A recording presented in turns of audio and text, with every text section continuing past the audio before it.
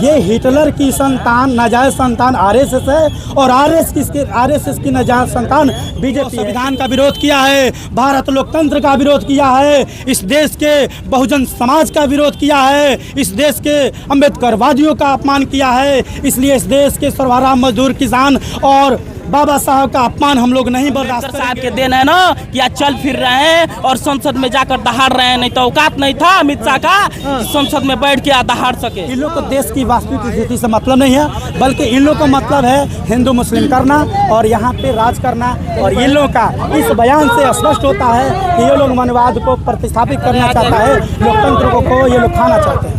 देख पा रहे हैं कि यहाँ पर भीम आर्मी के नौजवान जोर शोर के साथ जो है कि नाराबाजी कर रहे हैं। आखिर क्या है मामला, क्या करें का नारा लगा रहे हैं। देखिए सब मुर्दाबाद गृह मंत्री को कह रहे हैं आप लोग। अरे वो गृह मंत्री कहने का क्या हकदार है? जो भारत एक लोकतंत्र देश है, इस लोकतंत्र के प्रहरी, इस लोकतंत्र के निर्माता बाबा साहब के खिलाफ वो जिस तरह का बोल रहा है, वो बोला कि बाबा साहब बाबा साहब बाबा साहब, वो बाबा साहब का अपमान कर रहा है, बाबा साहब को उपहास कर रहा है। वैसे लोगों को लोकतंत्र में उस पोस्ट पर भी जाने पर बाबा साहब का आम चीज है और वह बोल रहा है कि भगवान की शरण में चले जाएंगे। अरे किस भगवान की बात करते हैं? किस भगवान की बात करते हैं? वही भगवान, वही राम जो अपने बाल बच्चा को और बीबी को गर्भावस्था में जंगल में छोड़ देता है, उस राम की बात करता है। उस ऋषि की बात करता है ब्रह्महत्या का, जो अपनी बेटी सरस्वती से शादी करता है। किस भगवान की बात करता है भाई? इस दुनिया में अगर कोई भगवान है तो ये मजदूर, किसान, दलित, शोषित, वंचित समाज है। ये मजदूर किसान है जिसके बदौलत इस दुनिया का चक्का चलता है। और मजदूर किसान और दलित लोग काम करना बंद कर दे, फैक्ट्रियों में काम नहीं होगा, आपको बासमती चावल बिकाने को नहीं मिलेगा। आप लोग भगवान से इतना नाराजगी क्यों जता रहे हैं? भगवान से नाराजगी क्या है? क्योंकि सबसे बड़ा चीज है कि भगवान एक काल्पनिक नाम है, ये भगवान वास्तविक में कोई चीज नहीं है। ये हिंदू मुस्लिम करने वाले आरएसएस की नाजायज संतान अमित शाह जिस तरह का अलोकतांत्रिक और मर्यादित भाषण देता है और बोलता है बाबा साहब बाबा साहब, ये उसमें तो देशद्रोह का मुकदमा होना चाहिए। क्योंकि लोकतंत्र के निर्माता बाबा साहब संविधान की रचना किए और उन्होंने भारत को जबरदस्त संविधान दिया। तो संविधान के एंगल से, संविधान के उक्ति से अगर देखा जाए तो वो संविधान का विरोध किया है, भारत लोकतंत्र का विरोध किया है, इस देश के बहुजन समाज का विरोध किया है, इस देश के अम्बेडकरवादियों का अपमान किया है। इसलिए इस देश के सर्वहारा मजदूर, किसान और बाबा साहब का अपमान हम लोग नहीं बर्दाश्त करेंगे। अब क्या कहिएगा? आपका वीडियो यदि अमित शाह देख रहे होंगे तो उनके लिए क्या संदेश दीजिएगा? उनको यही कहेंगे कि वो सठिया गए हैं, उनका दिमाग जो है खराब हो गया है, वो डॉक्टर से इलाज कराए, नहीं तो बहुजन समाज और अम्बेडकरवादी उनका इलाज करने का काम करेंगे। क्योंकि 2025 और 2000 जब भी चुनाव आएगा इस लोकतंत्र की ताकत दिखाई जाएगी। क्योंकि लोकतंत्र की वो प्रहरी बाबा साहब जो उन्होंने इस भारत का सबसे बड़ा संविधान की रचना की है, और उस संविधान और बाबा साहब का अपमान करना यानी लोकतंत्र का अपमान करना है। क्योंकि बाबा साहब ने इस संविधान का निर्माण किए थे और जिन्होंने कड़ी मेहनत के बदौलत 2 बरस 18 महीना 11 दिन में भारतीय संविधान की रचना की है। और उस संविधान को बनाने में पूरे विश्व का संविधान का उन्होंने अध्ययन किया और उसके बाद इतना खूबसूरत संविधान दिए। और बाबा साहब के खिलाफ ऐसे बोलना ये अलोकतांत्रिक है। ये जो है ये दर्शाता है कि ये लोग मनवादी और सामंतवाद, ये मनवाद को प्रतिस्थापित करना चाहते हैं। तो मैं आपके चैनल के माध्यम से बता दूं कि वो तो अपना दिमाग ठीक करके रखे, वो अपने दिमाग का इलाज कराए, अन्यथा लोकतंत्र में उसके ऊपर FIR होना चाहिए और देश का अभी तक का सबसे बड़ा आतंकवादी उसको घोषित करना चाहिए। क्योंकि वो भारत बाबा साहब और लोकतंत्र के खिलाफ बोला है।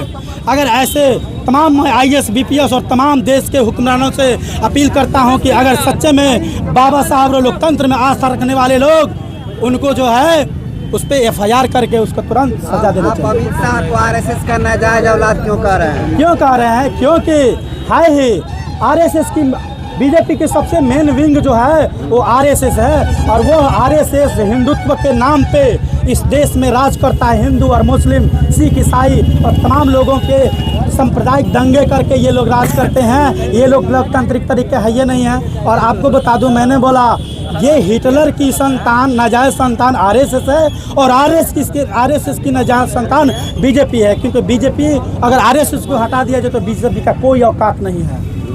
क्या जो परिचय हुआ? मैं भीम आर्मी जिला मुख्य प्रवक्ता जितेंद्र कुमार। अमित शाह जी कह रहे हैं कि हमारे वीडियो को एडिट करके चलाया गया है। अरे सवाल ये है कि आप बोले हैं भाई, आपने बोला अंबेडकर अंबेडकर अंबेडकर। अगर अंबेडकर को ऐसा, तो ये उपहास करने वाली बात है। और ये बता दूं कि तुम जो है आज गृह मंत्री बने हो तो बाबा साहब के संविधान के बदौलत बने हो। और तुम लोग जो ये दिखावा करते हैं कि हम बाबा साहब को मानते हैं, फोटो में ये लोग फाल चढ़ाते हैं और आम मन में जो है लोग उनके प्रति ईर्ष्या रखते हैं, क्योंकि ये इनकी बातें, इनका व्यवहार इस बात को साबित कर रहा है कि बाबा साहब और दलित विरोधी और लोकतंत्र के विरोधी ये लोग हैं, आरएसएस के लोग। ये लोग हमेशा हिंदू मुस्लिम के एजेंडे पर राजनीति करते हैं। बीजेपी का यही एजेंडा रहा है।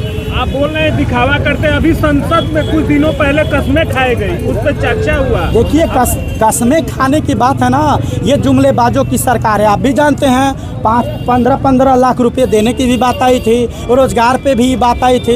ये लोग कहाँ करते हैं? ये तो जुमलाबाजों की जुमलाबाजी करते हैं और सरकार बना लेते हैं, भोले भाली जनता को बेवकूफ़ बना लेते हैं। लेकिन मैं आपके चैनल के माध्यम से बता दूं कि जिस तरह ये लोग काम कर रहे हैं, जिस तरह का ये लोग बयान दे रहे हैं, वो बयान जो है संविधान विरोधी है, बाबा साहब विरोधी है और दलित मजदूर किसान विरोधी है। महाराज मोदी जी तो संविधान को सर से लगा लिए, माथे से लगा देखिए, मेरा कहना है कि किसी भी व्यक्ति का आप गले लगा लीजिए, पैर छू लीजिए, वो अहमियत नहीं रखता है, बल्कि उसके विचारधारा पे आप कितना काम करते हैं। ये जो है संविधान सम्मत कितना काम करते हैं आरएसएस के लोग, आप लोग देख लीजिए।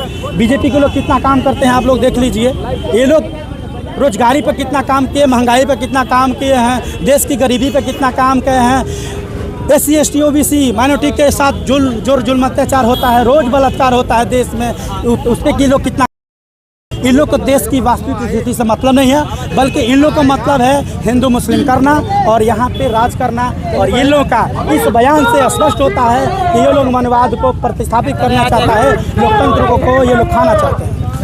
जो गृह मंत्री हैं अमित शाह जी, उनको संदेश देना चाहते हैं कि जो राज्यसभा में जो हमारे मार्गदर्शन के ऊपर टिप्पणी की है, जो भद्र भाषा का प्रयोग किए हैं, वो सार्वजनिक रूप से माफी मांगे। अनेक संघर्षों से जानी जाती है। अभी तो ये ट्रेलर है, अगर वो सार्वजनिक रूप से माफी नहीं मांगते हैं तो पूरा बिहार ही नहीं, पूरा भारत चप्पा चप्पा जाम करने का काम करेगा। क्या ऐसा गलती किया है? छोटा सा तो शब्द बोले हैं कि अम्बेडकर अम्बेडकर अम्बेडकर।